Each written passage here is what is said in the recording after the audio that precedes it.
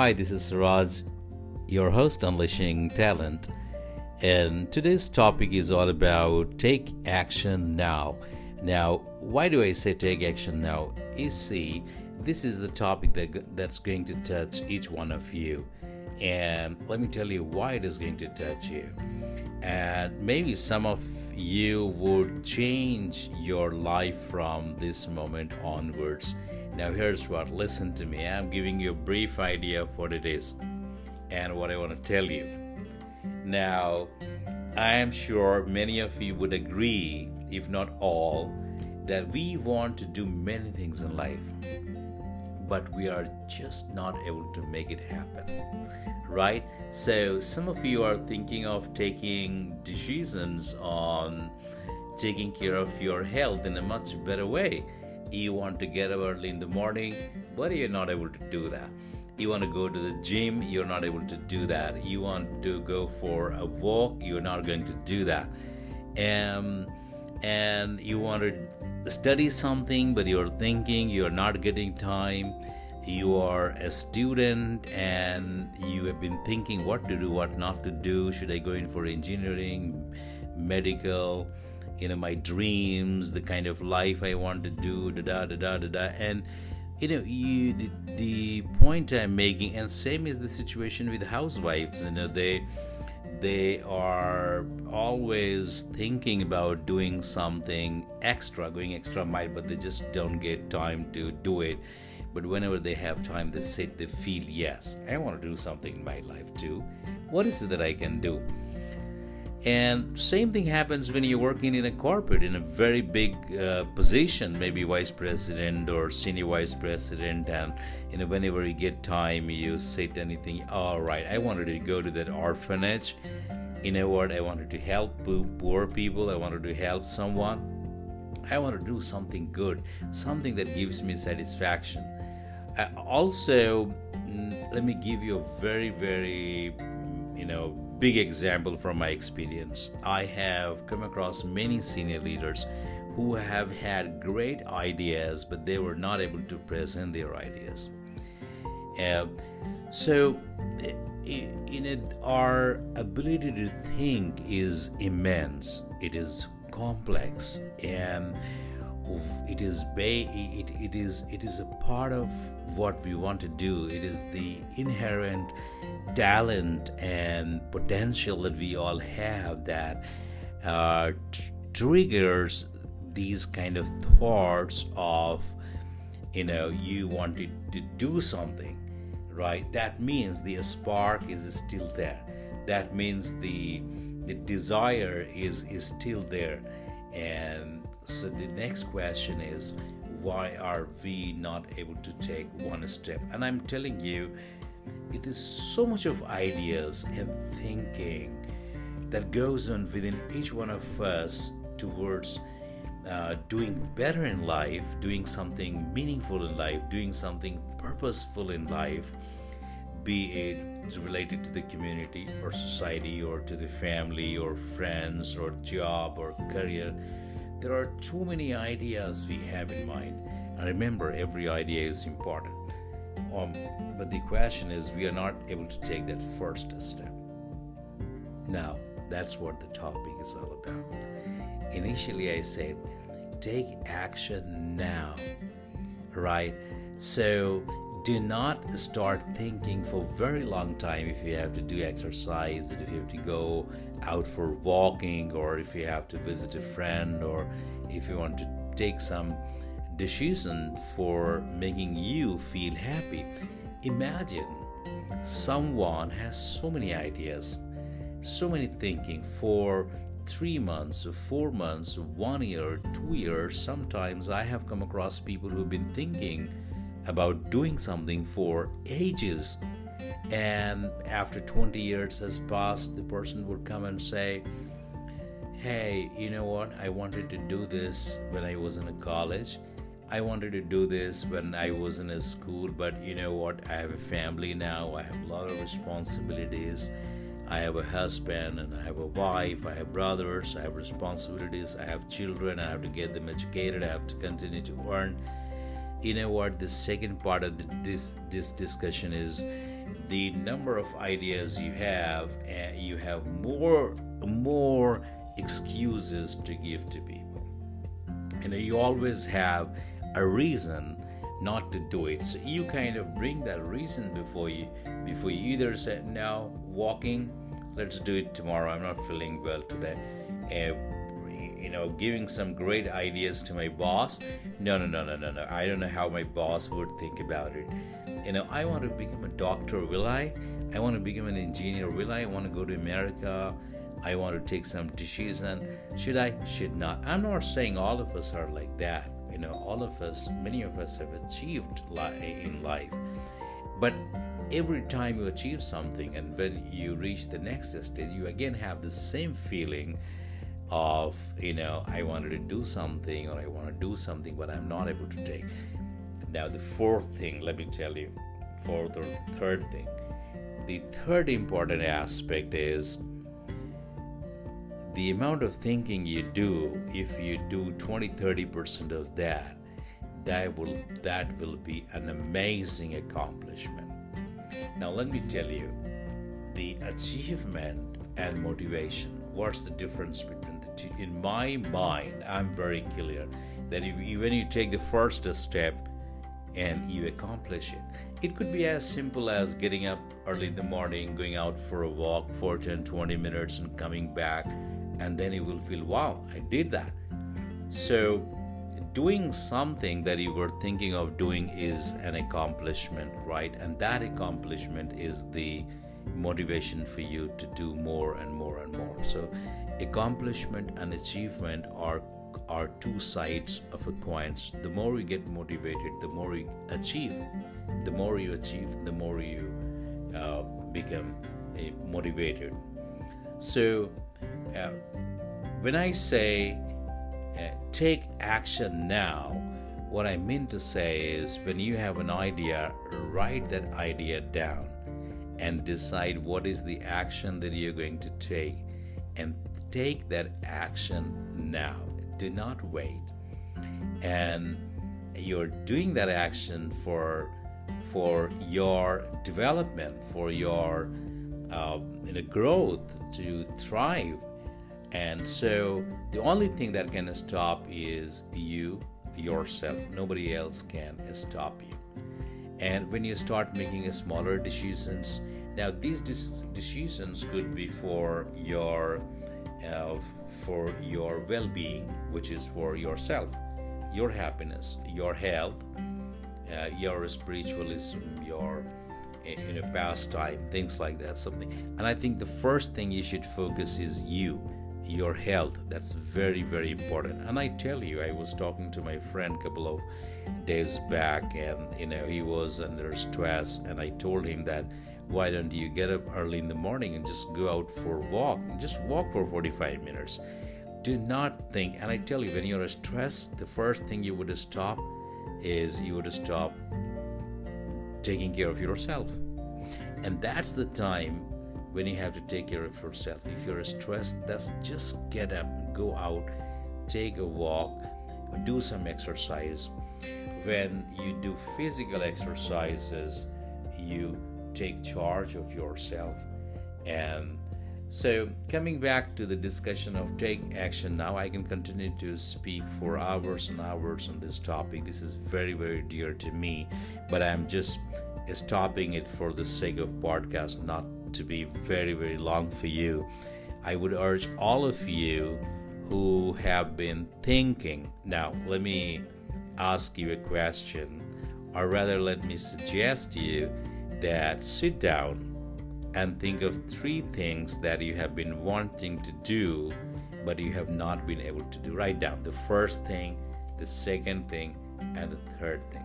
Now revisit it, read it again and again and again, and see what you actually want to do for your betterment. And take the first thing and start it tomorrow. Right? Do that, and do it for, let's say, 45 days to 60 days of time, and you would feel really rejuvenated. It would be like you gaining a lot of confidence, and you start feeling motivated and feeling accomplished. So I wish you good luck for your well-being. Take action now. I hope that you enjoyed this discussion. Please do share your feedback. Thanks a lot, and all the best to you. See you again on some other discussion. Take care. Bye bye.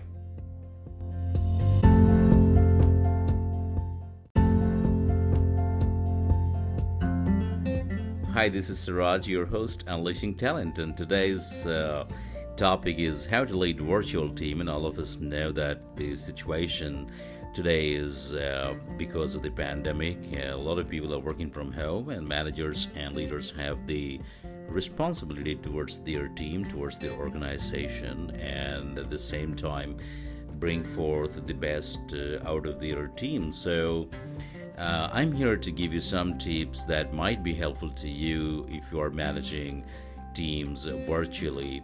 You may have a global team that you're managing virtually, or you may have a team within the local geography to manage. So, first of all, understand and believe why people are being allowed to work from home, and believing that reason that the organization has. Understand what is the new strategy that organization has picked up for making people work from home, and clearly understand and first of all realize the diversity and respect all your team members, and have a fair understanding of each of the team members working on projects, or maybe you have a larger team or a smaller team. But please ensure you understand every team member, understand their strength areas and opportunities for improvement, so that you can coach them on the task that they are doing. The fourth important element, I guess, is for leaders and managers to focus on deliverables and goals.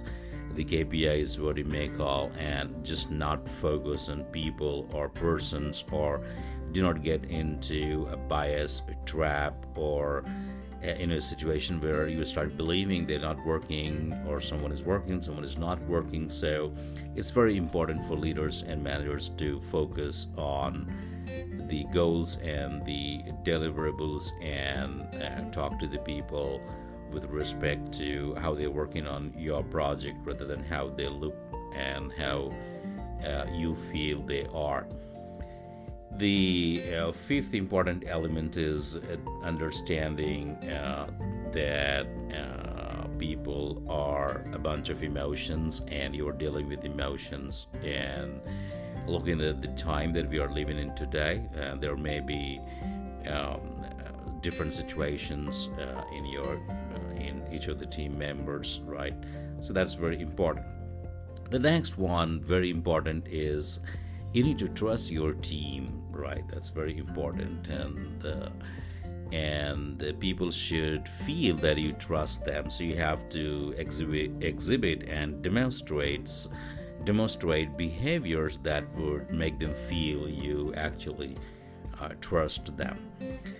The next important point, I feel, is for leaders and managers to value the inputs and feedback that comes from the team members, and find out time and make deliberate efforts to listen to them. Provide them situations so that they can come and talk to you and express you their feelings in person or collectively as a team.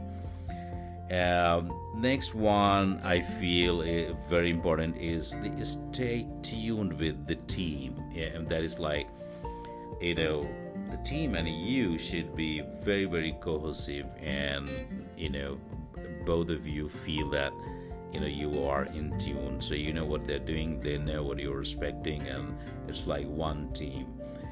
The next important element I feel, which is very important, is you have to show compassion and care, and maybe sometimes they do some fun quiz talk about weather and stuff like that. If they are comfortable, maybe they would talk about a bit of their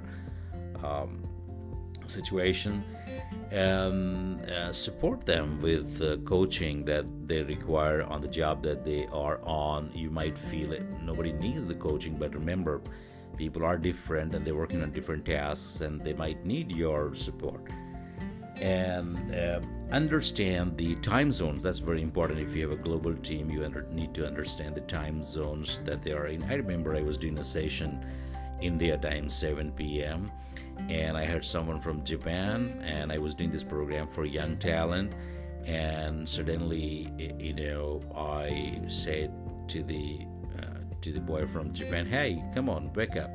And he says, "This is 1:45 a.m. here." And then I was like, oh no. So understand the time zone and the culture that they belong to, and do respect the diversity. That's very, very important. Another important element is to understand the things that they need to work effectively, the systems, the tools and processes, and be flexible with them and support them.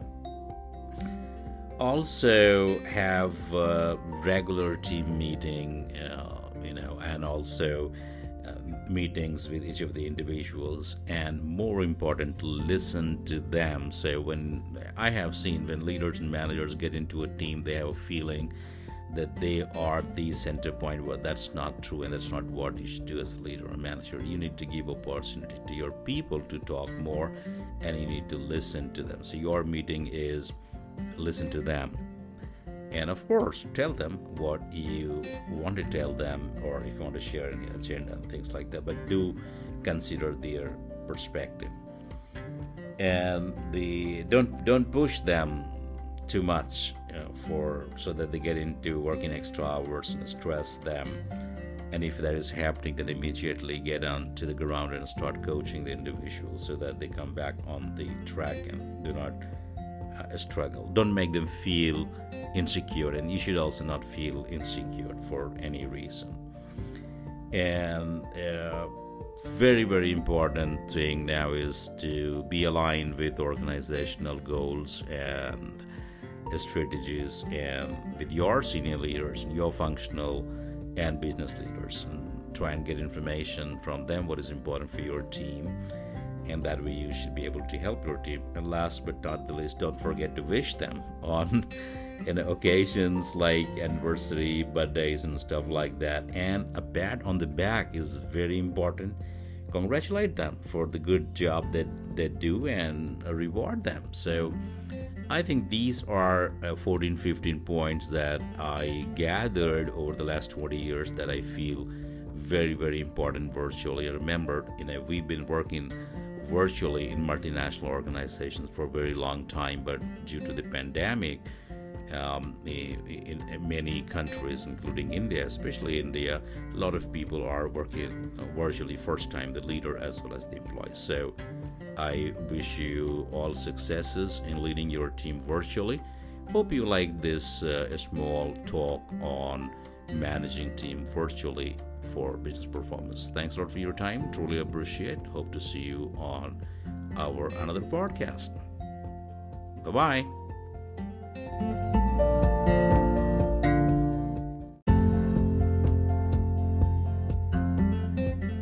Hi, this is Suraj, your host, Unleashing Talent. Welcome to another episode. This time we are going to talk about ethical leadership. This is absolutely important, very, very important for organizational success and for the success of a leader.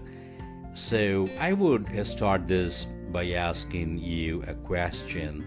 Have you come across leaders whom you really liked and who inspired you and left a lasting impression in you, and you just cannot forget that leaders? When you think of your accomplishments, you also think of the contribution of that leader.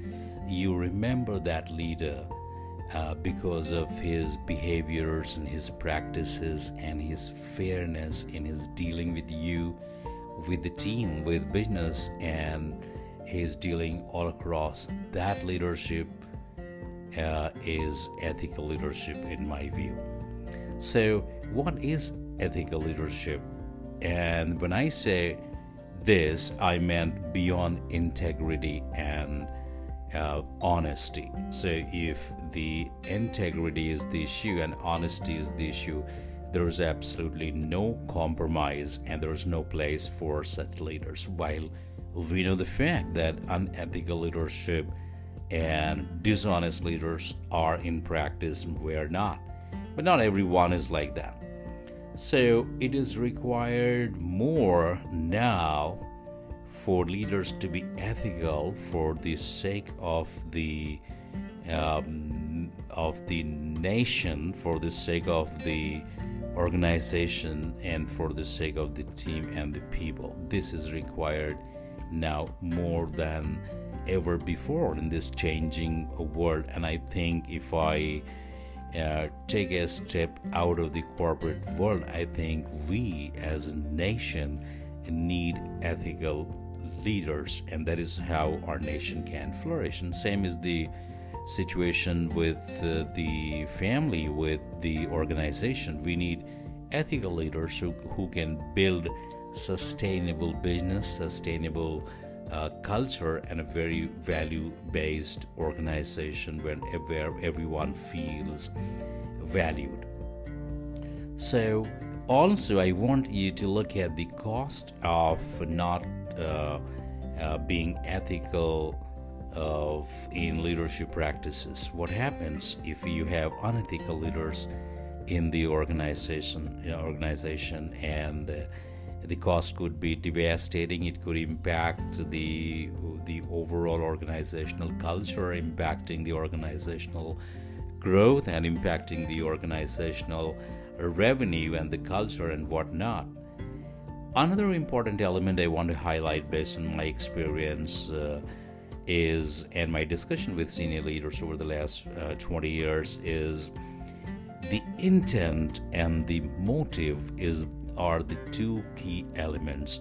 And all of this starts from the motive, from the intent. What is it that you as a leader think, you as a leader feel, you as a leader intend, you as a leader have the game plan, and the core of you is what? Is that the ethical, is the center point, the core of you?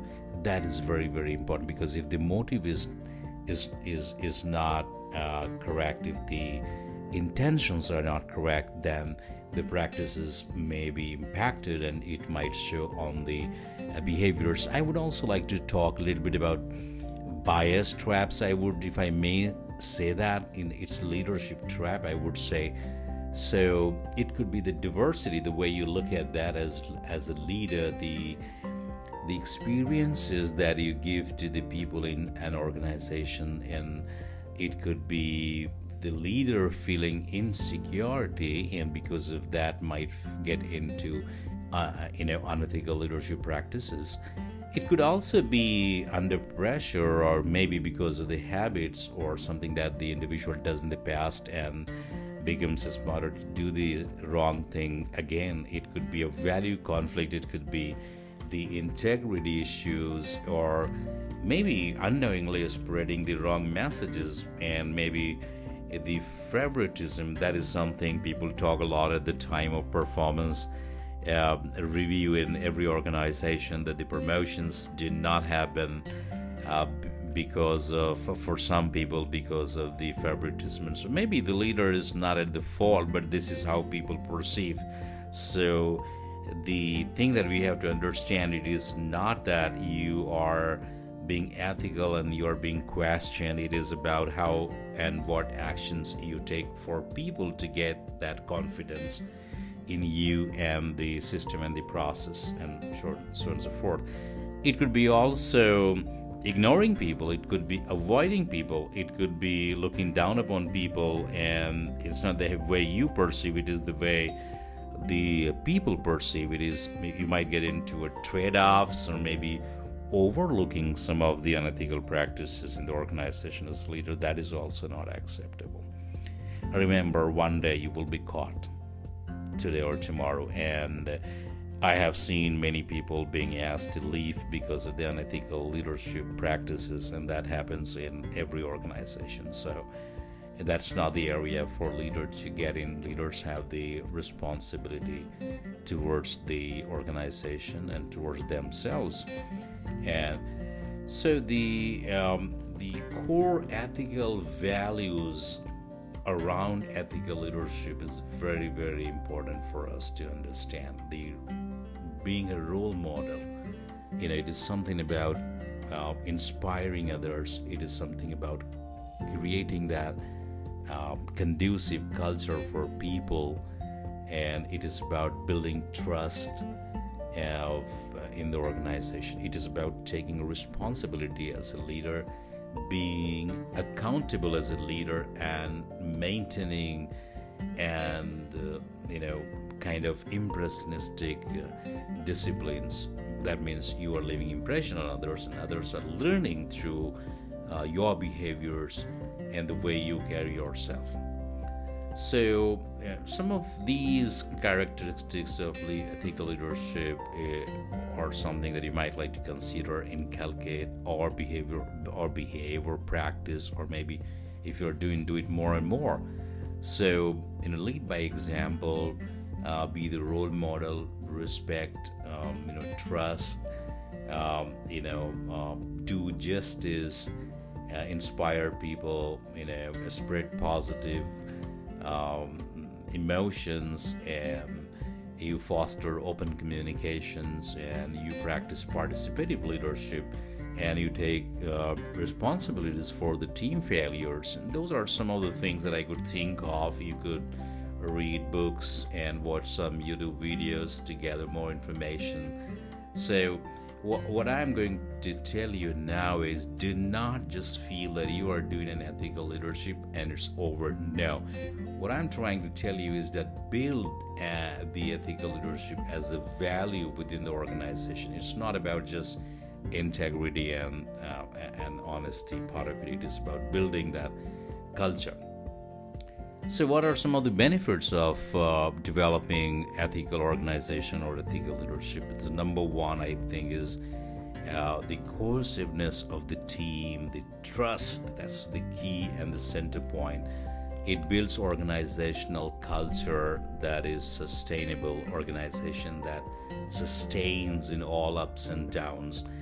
It engages employees more than ever before, and it reduces attrition because people don't want to leave the organization because the organization has ethical practices, so people can trust organization for justice and confidence in the organizational values and beliefs. That's very, very important. So that develops within the employees. Then you have happy customers because the customers also watch you. They know what kind of practices you have, and many times they come and visit you for audits and they talk to the employees, and many of your employees work with your customers. So customers have great appreciation and respect for what you do, and people also feel they are part of the decision making process. More importantly, this will give you a great self-satisfaction. It will give you motivation and others too, and also it helps you build the sense of belongingness amongst people. Last but not the least, you have the responsibility to align people to the organizational values, vision, and mission as a leader, and you foster ethical leadership, in the next generation leadership, next level of leadership. So these were some of the thoughts I thought I would share with you. Hopefully this small talk was helpful, and thanks a lot for your time. Truly appreciate. Thank you, and see you again on some other podcast.